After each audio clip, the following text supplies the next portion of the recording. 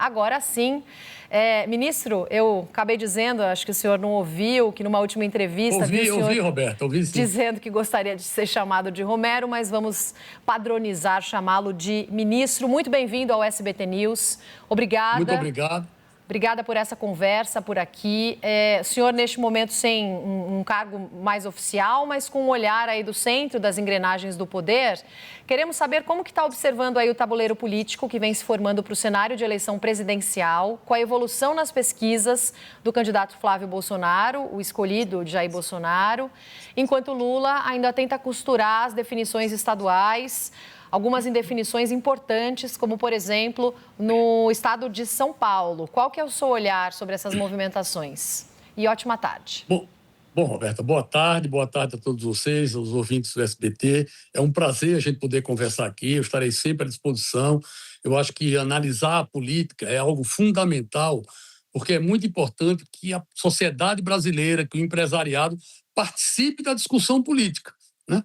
No fim, é a política que define a vida das pessoas. O que você vai pagar de imposto, como é que vai ser a educação, a saúde, a segurança. Ou seja, a política está no cerne da qualidade de vida.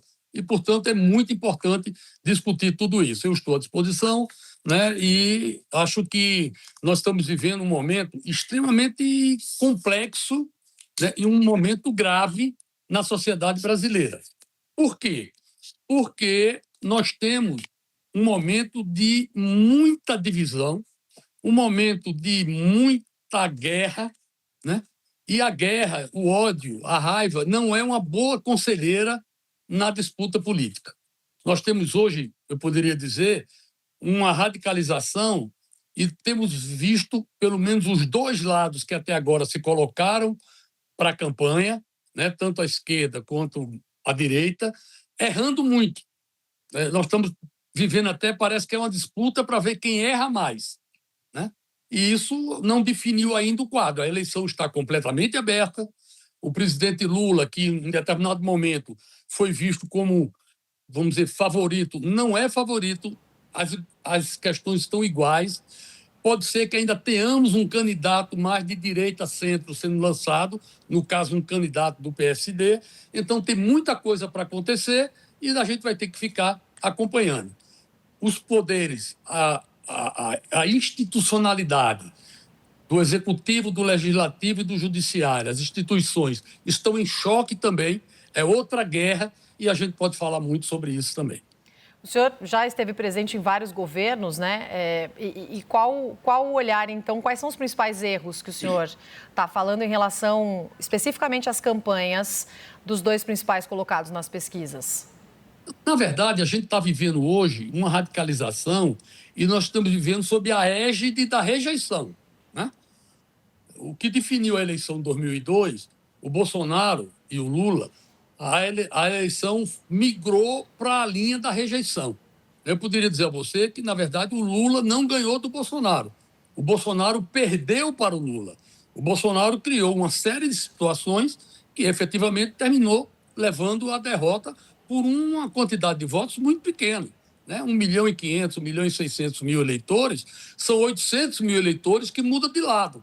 Ou seja, é nada perante o eleitorado brasileiro. Então, a gente vê uma radicalização, a gente não vê uma discussão em cima de propostas, né? É uma exclusão, é um lado querendo matar o outro e, portanto, isso não é uma boa ação a ser discutida numa campanha política. A eleição, como eu disse, está aberta. Se a gente for para os números, a gente vai ver que o presidente Lula, que até um tempo atrás amargava uma rejeição alta, depois a extrema-direita terminou errando muito, isso fez com que o Lula se recuperasse, recebeu bandeiras da direita no seu colo para defender, questão do patriotismo, das taxas americanas, do agronegócio, né? Tudo isso virou uma bandeira do Lula, o que era uma bandeira da direita antes, mas nós estamos vendo que, se a gente analisar os números agora, a rejeição do Lula, a desaprovação do Lula em 2024 é a mesma de 2026.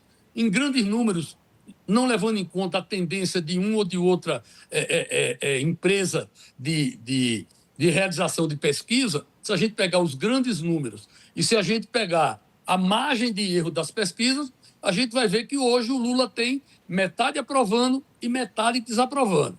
Ora, quem tem metade contra e metade a favor, ganha ou perde a eleição num detalhe. E esse detalhe não está posto ainda, até porque o maior escândalo financeiro do país, em toda a sua história, que é o caso do Banco Master, não está ainda precificado nessa questão política. É tanta gente envolvida, é tanta confusão, é tantas vertentes, que não se sabe ainda o que vai impactar, qual é a narrativa, se vai impactar contra, se é contra a direita, se é contra o governo, se é contra a esquerda. Isso não está claro, porque o problema é muito grave. E André Porcela chega na entrevista também para fazer perguntas ao ministro. Ministro, eu queria continuar justamente nesse ponto que o senhor parou, que é essa questão do Master. A gente está vendo esse escândalo sendo revelado, desvendado nesse momento, e a gente sabe que o Daniel Vorcaro tinha diversas conexões políticas, empresariais. O senhor está falando que ainda não está precificado o quanto vai ter de impacto desse caso do Banco Master. Eu queria saber se o senhor acha que no Congresso tem clima, se o senhor acha que seria adequado nesse momento abrir uma CPI para investigar o Master, ou até mesmo essas investigações que já estão acontecendo em comissões parlamentares de inquéritos paralelas. O senhor acha que isso vai para frente e qual tipo de impacto a gente pode ter, então, nas eleições desse caso? O que eu falei é que o preço político disso não está precificado ainda, né? Porque a gente vive hoje de narrativas. Qual é a narrativa que virá contra a direita? Qual é a narrativa que virá contra o governo? Como é que isso vai ser colocado? Agora, posso dizer com muita tranquilidade, esse processo continuará sendo investigado de forma forte pela postura da Polícia Federal. Eu acho que não é o Congresso que vai discutir e vai investigar o caso Master.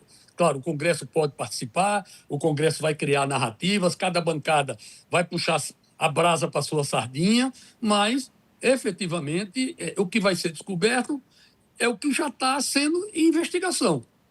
Verdade, o governo passado, o Banco Central, não agiu do jeito que deveria agir, intervindo com antecedência, sem deixar crescer esse rombo que é estratosférico. Verdade, o atual Banco Central também demorou para intervir nesse processo. Então, o Banco Central errou nesse procedimento, a classe política está participando do envolvimento dessa questão com várias pessoas, o governo não ficou claro ainda qual é o posicionamento, e tudo isso vai vir de acordo com a investigação e aí com a movimentação também de redes sociais, a aprovação ou a explicitação, né, de posturas certas ou erradas nessa conjuntura, ou seja, é muito difícil precificar isso ainda. Agora, que vai ter um impacto muito grave na eleição, vai, em vários estados brasileiros e também no governo federal. Muito se fala sobre uma possível volta do senhor ao cenário político. O senhor poderia disputar algum cargo ao Senado ou ainda ao governo de Roraima. O senhor vai voltar a disputar algum cargo, ex-ministro? Roberta, deixa eu te falar. Eu tenho conduzido a minha vida hoje muito mais na iniciativa privada, né? Eu sou chefe de uma consultoria de inteligência governamental, que é a Blue Solution, que realiza um grande trabalho. Só trabalho para cliente privado, não trabalho para setor público, nós não trabalhamos para isso. Mas fica sempre aquele chamamento, né? O MDB, os amigos, onde eu ando, pô, você tem que voltar, você tem que ajudar, você costurava bem. Eu não estou definido ainda, eu não sou candidato a governador em Roraima, tá? Eu não sou candidato a senador, porque o Senado são 8 anos, eu acho que é tempo demais. Se eu tiver que disputar, quer dizer, qual é a linha que eu posso vislumbrar? É ser um candidato a deputado federal para ajudar na discussão da economia, de toda essa questão da formatação da economia, dos programas sociais, da gestão pública. Tem muita coisa para ser feita. Então, 4 anos seria um prazo razoável, não quereria mais do que isso. Mas também não está certo ainda a minha eleição, porque eu tenho hoje um trabalho a fazer. Então, eu vou avaliar, quero ver como é que fica a política. A política hoje, do jeito que está, é uma guerra, né? Tem que ver como é que vai se caminhar esse debate político. Agora, uma coisa é certa, nós temos que resgatar a política. A política precisa ser resgatada no seu alto nível. Não dá para ser uma ação que depende de curtição, de like, de dancinha ou de ataques pessoais, uma questão assim mortal de um contra o outro. Não é a política que eu defendo, não é a política que eu gosto de ver. Mas governo de Roraima, está descartado isso, ex-ministro? Não, está descartado. Governador nunca. Né? Nós temos uma candidata a governadora lá, que é a Tereza Surita, minha ex-esposa, que foi prefeita 5 vezes da capital, que está liderando a pesquisa e ela deverá ser a candidata se o TSE concluir a votação de cassação do governador, porque é algo inexplicável também. O governador foi cassado no Estado 4 vezes e há 3 anos esse processo se arrasta aqui no TSE sem nenhum tipo de explicação plausível. Só mais uma rapidinho do Yander, por favor. Ministro, a gente tem visto uma articulação nos bastidores agora para o MDB eventualmente ocupar a candidatura de vice-presidente do presidente Lula. O senhor acha que é possível o MDB ocupar esse cargo de vice e aderir à campanha à reeleição do presidente? Olha, nós não temos visto o governo, o presidente Lula, fazer gestos para o centro. Como não temos visto também o Flávio Bolsonaro, à direita, fazer gestos para o centro. Quem vai decidir a eleição é o centro.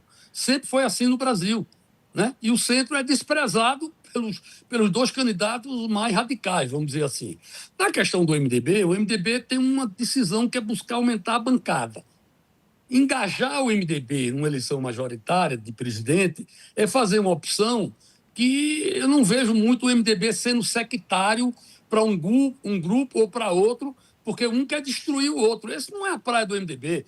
A praia do MDB é discussão, a praia do MDB é construção política, é buscar o consenso, né, democracia. Então, o MDB vai discutir isso, claro, mas eu diria também que aquele desfile da escola de samba, né, no Rio de Janeiro, que o governo se engajou de forma, a meu ver, muito equivocada. E colocar o Michel Temer, do MDB, tirando a faixa da presidente Dilma, não ajuda no diálogo com o partido. Então, eu acho que o governo tem que saber o que é que o governo quer também. Ex-ministro, ex-senador Romero Jucá, muito obrigada por essa conversa, por essa entrevista aqui ao SBT News, falando sobre movimentações políticas, cenários eleitorais. Muito obrigada, até uma próxima. Obrigado, Alberto. Obrigado, Anderson. Eu estou sempre à disposição. Um abraço a todos.